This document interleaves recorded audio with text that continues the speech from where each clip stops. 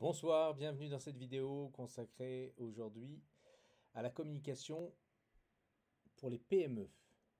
Parce que le grand mythe voudrait que la communication soit dédiée seulement aux grandes entreprises. Eh bien non, c'est très important pour les PME de s'occuper de leur communication et on va voir tout ça ensemble. Une bonne communication, ça passe avant tout par le fait de se poser les bonnes questions. Quel est le métier? Quelle est la culture? Quelle est la philosophie? Le positionnement de mon entreprise? Quels sont les produits, les services que je propose? Quelle est la valeur ajoutée de ces services ou de ces produits? Comment est-ce que je les mets en avant?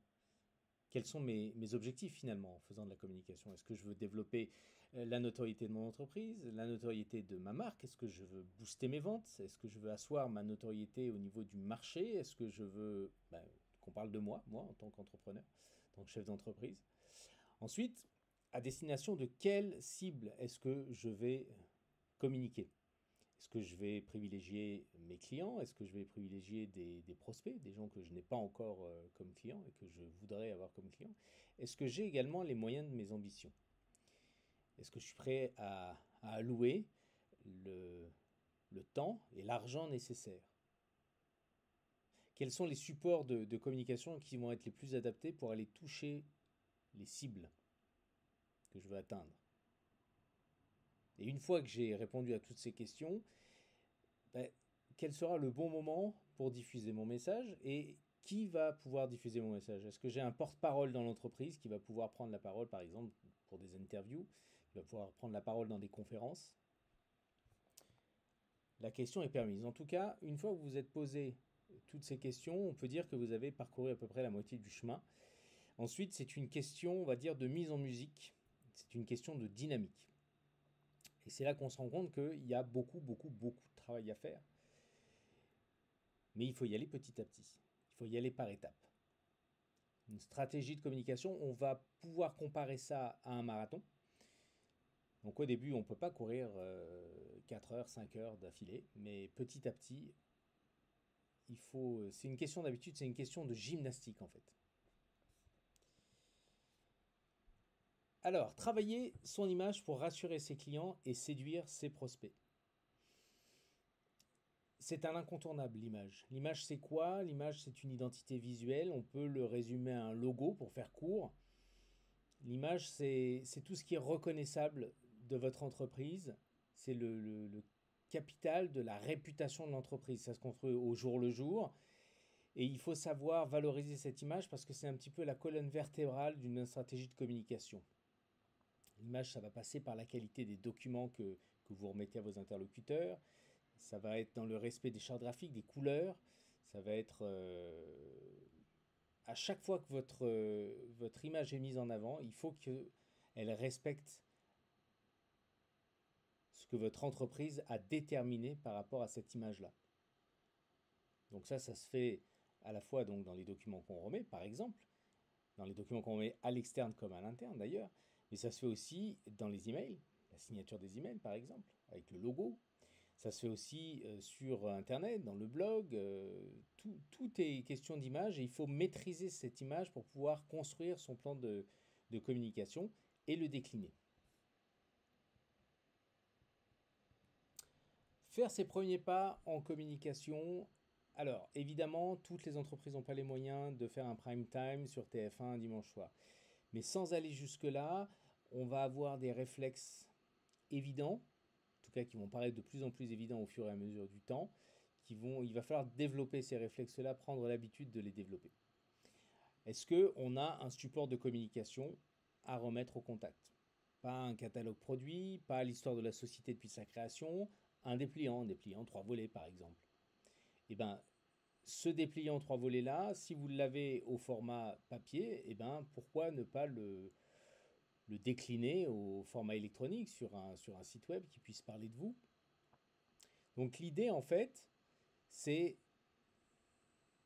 de donner la possibilité d'être contacté par des personnes dont vous n'auriez pas imaginé pouvoir croiser le chemin.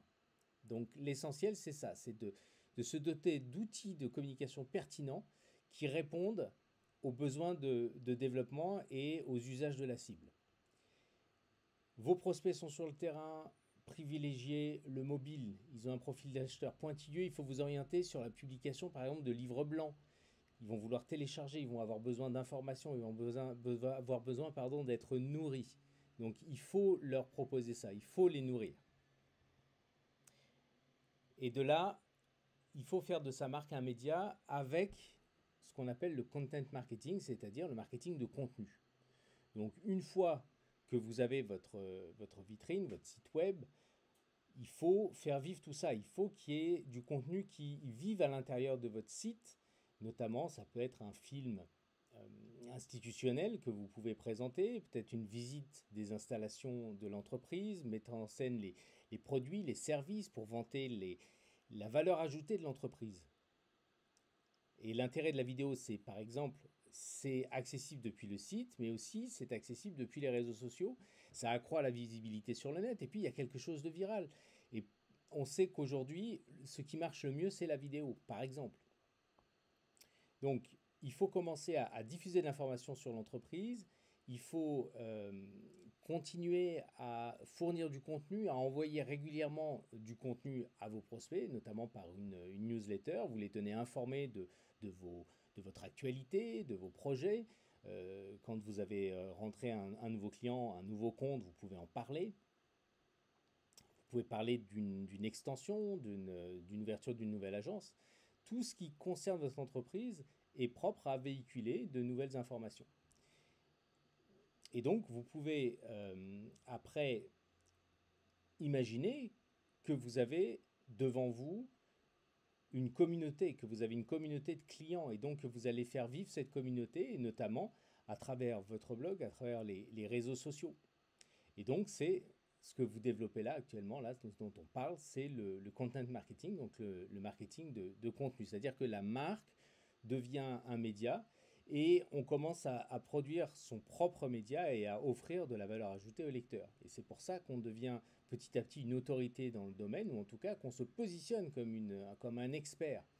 C'est comme ça qu'on va drainer de nouveaux visiteurs sur le site, par exemple, et à travers leur parcours de visite, on va faire vivre une expérience client et vous allez pouvoir le mesurer petit à petit, notamment avec la facilité et la flexibilité qu'offre l'outil du web.